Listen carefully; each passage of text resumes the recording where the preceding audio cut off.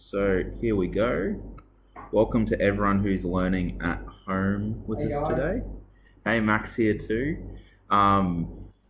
Just us in the classroom today, so it's a little bit lonely, but unfortunately we can't watch Netflix. As much as I'd like to go rewatch Tiger King. Yeah, I think it's good. Hopefully all the cool cats and kittens at home are ready to do some maths today. We're on page, I think, 59 of your workbook. So we're looking at exponential functions. 49. So what we're going to do to start with is just look at your index laws, because they have a lot to do with exponential functions. So we're going to be examining exponential functions, powerful tools to analyze a bevy of real-life situations from the spread of diseases relevant to radioactive decay.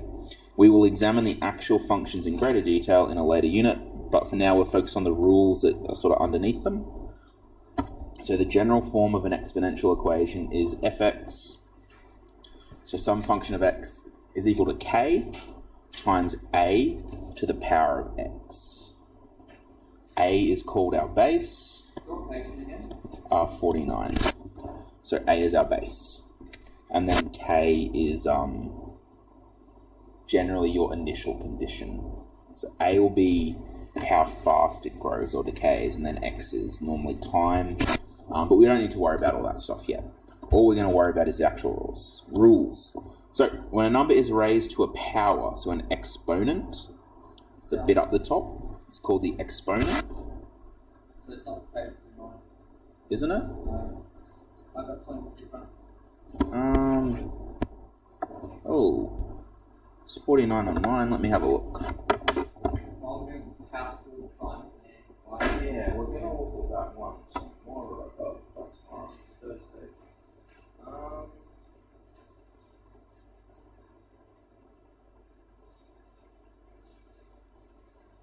I wasn't sure what was to ask them to get on the same as me. See what we've done. 53 rules for some reason.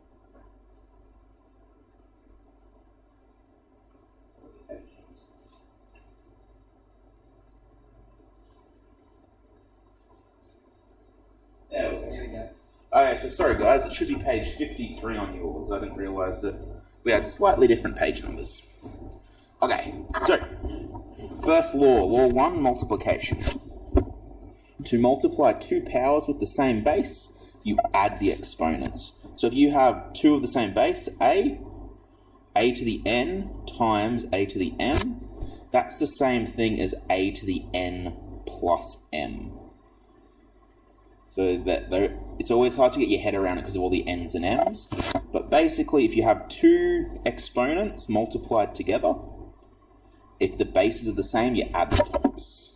So let's demonstrate this is true with 3 to the 5 times 3 to the 2. So 3 to the power of 5 times 3 squared. Well, that's equaling, and I might use some different colours here.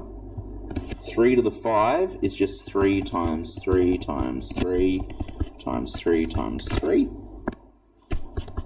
And we're timesing that by 3 squared. 3 times 3.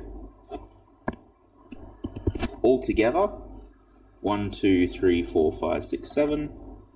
That's 3 to the power of 7. So between your green and your blue grades, that times. So 3 to the 7. And let's check that that works the way our rule says it should. 3 to the 5 times 3 squared. Well, according to our rule, we would just add the tops because the bases are the same.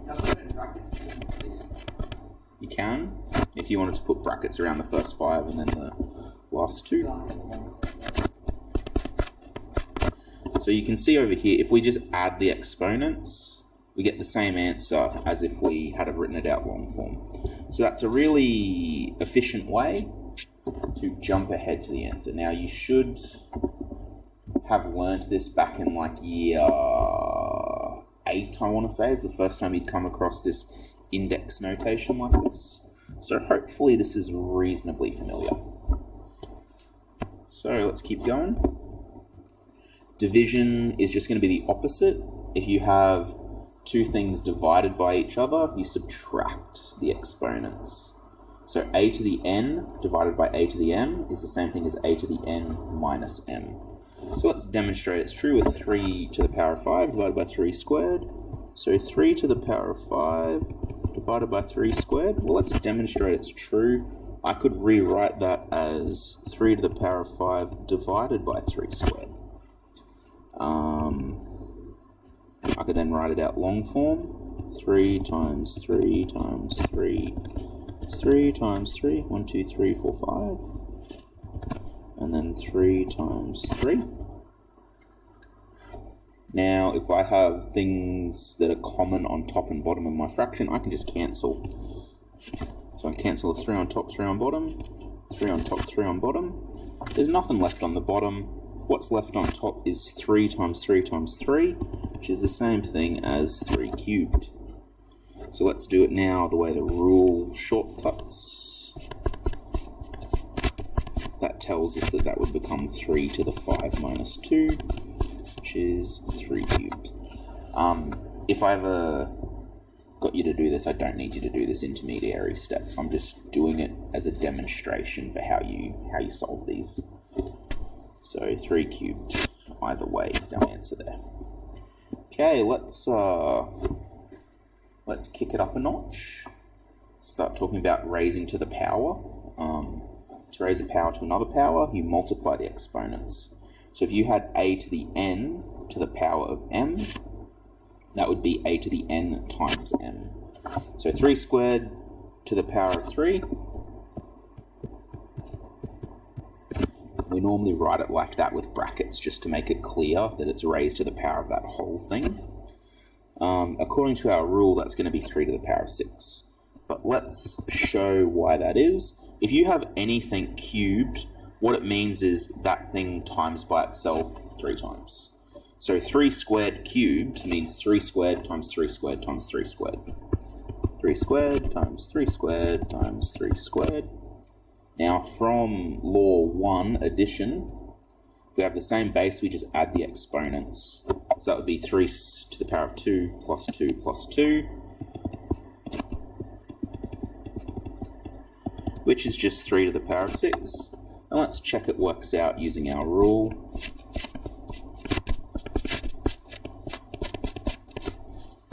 So 3 to the power of 6. Once again, that fits with our long form of solving it. And once again, I'd expect you to just jump straight to this answer once you've practiced a couple of them. Okay. Righto, law 4, products. It is 2 times 3, right? Sorry? It was 2 times 3 different powers. Yeah. So, if you're taking a power to a product, so in this example here, our product is some number a times some number b, and it's being raised to the power of n. What you actually have to do is raise the n to both of those values. So it wouldn't be, what a lot of people would do here is say, well, that's equal to a, b, n. They only do it to the last number, but that's forgetting about this poor little a over here. It wants some attention too, and it needs to be raised to the power as well. Okay, so what we're going to do is demonstrate this is true with 3x to the power of 2. Now, a lot of people, like I just said, they look at this straight away. And don't lie, I know you at home, you're thinking the same thing. You would say, well, that's just 3x squared. But I'll show you why that's not the case. We have, sort out my brackets. We have 3x in brackets squared. Now, if we write that out long form, that's 3 times, it's 3x, and because it's squared, we times it by itself again, times 3x, which is actually 3 times 3. I'm going to write it as 3 squared, even though we know that that's 9 times x squared. You could then write that as 9x squared if you wanted. Let's look at it using the rule. 3x squared equals 3 squared x squared, according to our rule up here. This one is probably, of all of these rules, I would say this is the one that's done the worst. This is the one that people often mess up on. And you can see for something like that, it's so easy to just go 3x squared and forget that that 3 is also being squared. And it ends up being a 9. Okay. Okay, law 5, quotients. If you have a fraction to an exponent, both your denominator and your numerator must be raised to the power. So this is actually kind of similar to the previous one. So if you have some fraction in brackets raised to a power, that is, you've got to take the power to the top and the power to the bottom. And I'll show you another example of this actually, because this is where it mostly comes in. So 1/2 squared. So we have 1/2 squared. Well, that's just a half times a half. Why am I putting in a bracket? And if you have fractions multiplied together, you multiply the tops, multiply the bottoms. 1/4. Okay, or we could do it the rule way. 1 squared. Whoops. 1/2 squared, I should say, is equal to 1 squared over 2 squared equals 1/4. Probably one of the rare cases where it can sometimes be a little bit longer to do it this way, I guess.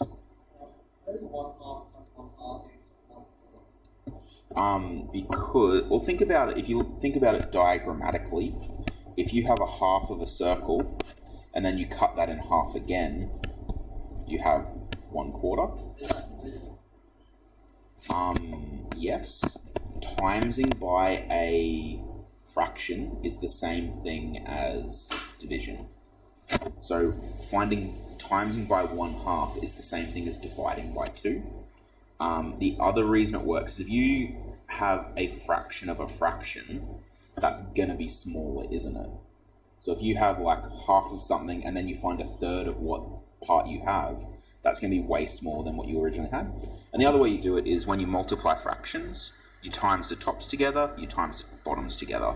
1 times 1 is 1, 2 times 2 is 4, which is how we get a quarter. Okay. It's annoying we have the random symbol over the... Sorry guys, I moved the... Okay. Any number raised to the power of 0 is equal to 1. Now this one does not make sense logically, because I can almost guarantee everyone's first thought, if I said to you, okay, what's 5 to the power of 0? Mac, what do you think that should be logically? What is it? 5 to the power of 0. What would... 0. And that's where our brains go straight away every time. But 5 to the power of 0 is actually equal to 1. I'm going to show you why this is. But we're going to have to go a bit of a roundabout way. What if I said, I'm going to say 3 divided by 3. Okay? Now, what does that have to equal? Any number divided by itself is 1. Because there is one group of 3 fits into 3. But this time, what I'm going to do over here is I'm going to go the long way around. What's the if I don't have an exponent on a number, what is actually above it? So 3, what number is hovering above that? 1. Because we only have one of those 3s. So there's a little 1 hovering above it. So we can rewrite 3 over 3 as 3 to the power of 1 over 3 over to the power of 1. Those two things are identical, exactly the same. Okay, what I'm going to do now is I'm going to jump back to rule 2 and say that if I have a number with 2 numbers with the same base, to find the quotient, I just subtract the exponents from one another. So this is rule 2 division. Using rule 2 division, that could be rewritten as 3 to the 1 minus 1, which would be 3 to the power of 0.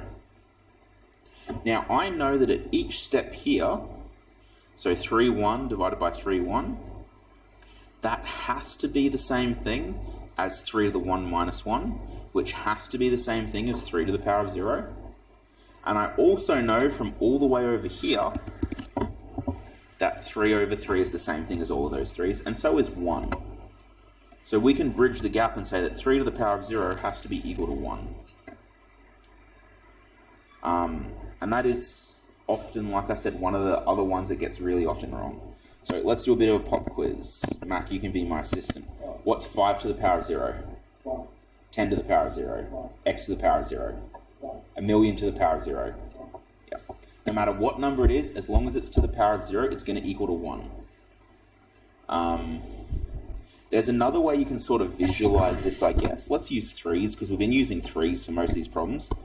3 to the power of 1 is equal to 3, right? 3 to the power of 2 would be 9. 3 to the power of 3 is 27. Let's just skip 3 to 0 for now. But if we went 3 to the negative 1, we're probably going to talk about that in a second, that is actually 1 over 3.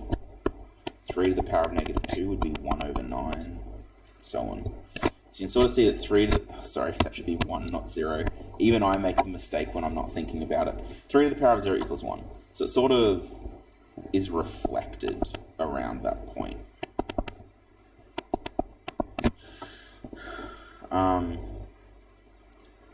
Okay, and I think that's actually one thing I might even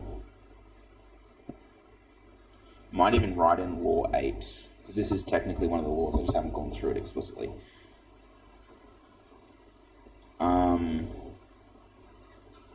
Right. So law 7, rational indexes. A base with a rational index can be expressed in the following ways. So a rational index, if you're confused by what that means, just look at the first part of that word, ratio. A ratio is another word for a fraction. So this number here is a rational index, 1 over n. Okay, so what I'm saying to you here is you have a to the power of 1 over n. That's the same thing as the nth root of a. The other thing we have is if you have, instead of 1 on the top, you have some other number, m, let's call it. That is still the nth root of a, but this time it's raised to the power of m. So this one's going to be a little bit different. What I'm going to do is say, okay, 27 to the power of 2/3. According to my rule, where does that 2 go? So the 2 is in the same place as the m. So if we have a to the m over n, the m is on the outside of the bracket. So it's sort of over here. So what this tells me is I'm going to be squaring something, because that 2 will come over to the top here. Then the n, the denominator of my fraction, will be in front of the root symbol. So what this is telling me is I'm going to find the third root of 27. The cubed root of 27, I should say. Where am I looking? So that should be 3 square root symbol. If you have a 3 in front of that root symbol, that means the cubed root. And then the number that we started with, a, that's just going to be whatever's inside of our cubed root symbol.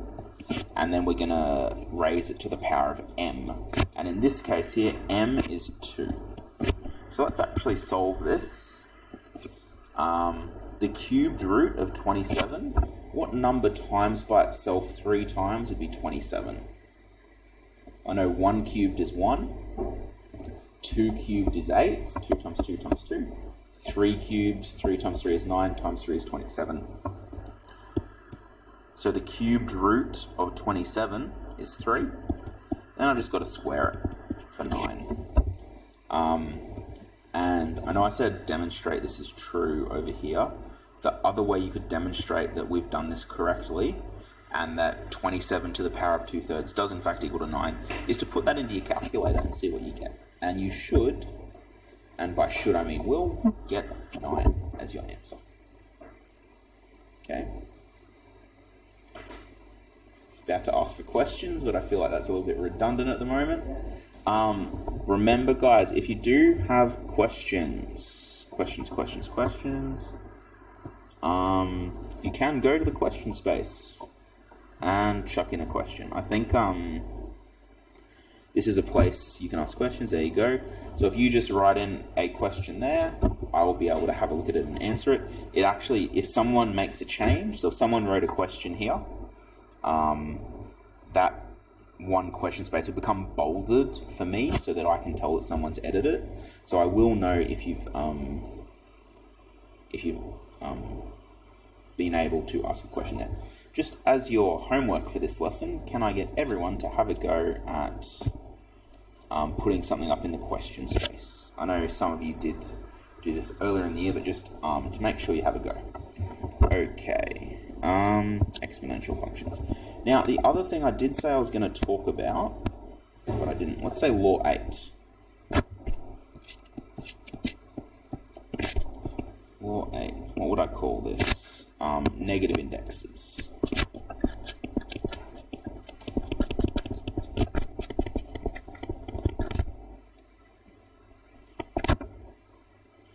Maybe I should use the proper spelling for indices.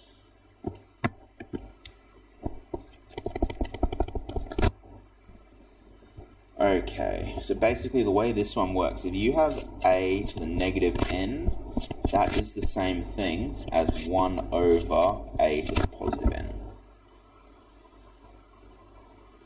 That one's a little trick. I'm just trying to think off the top of my head an easy way to show you a proof of that.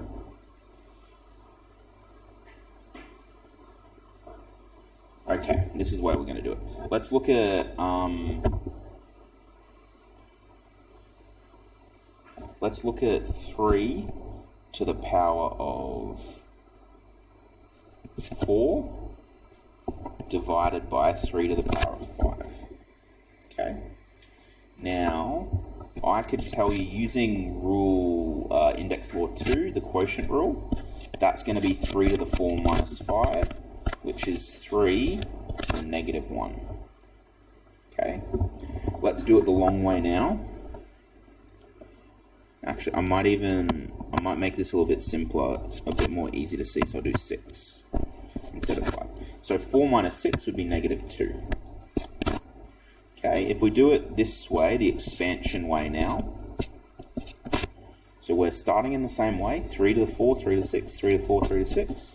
What I'm going to do is just 3 times 3 times 3 times 3 on top, and then 6 on bottom, 3 times 3 times 3 times 3 times 3, 1, 2, 3, 4, 5, 6.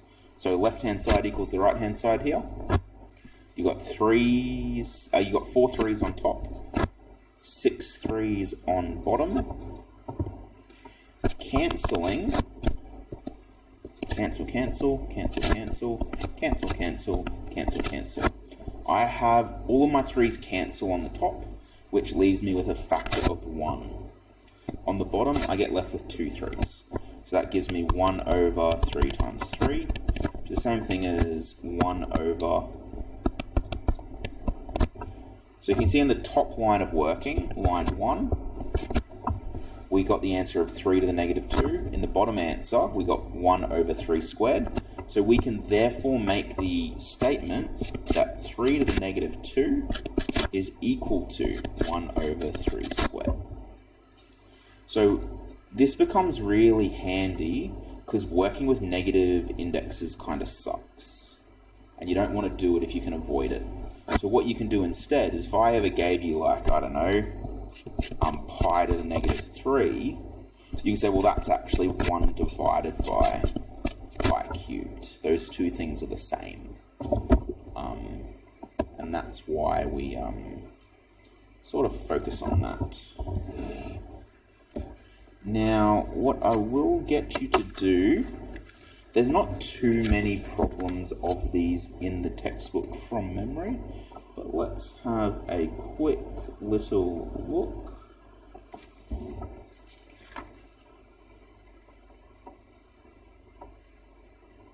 So 434 is our starting point.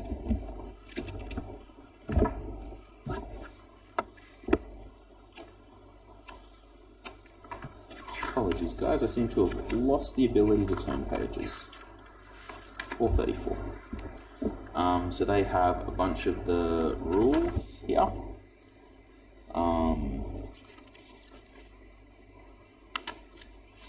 So what I might get you guys to do is if you go to page, so 434 is where the notes sort of start. If you're a bit unsure, you want to have another look at how they do it. And then page 440 are the questions. And I might get you to have a go at question 1,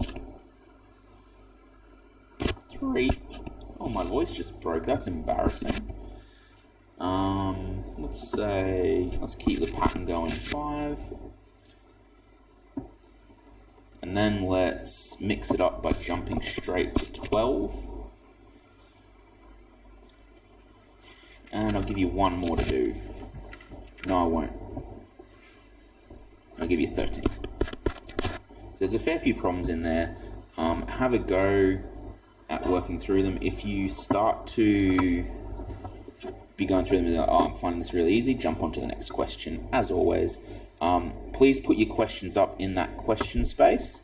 You can email me as well, but I'd really appreciate if you put it up in the question space, so that way you can see if other people are having the same problem, and as well, if you know the answer, you can put the answer up there as well. Okay, thank you very much, ladies and gentlemen. I hope you are staying safe during quarantine, and I look forward to having you all back in class. See you later. Do you want to say bye, Mac? See ya.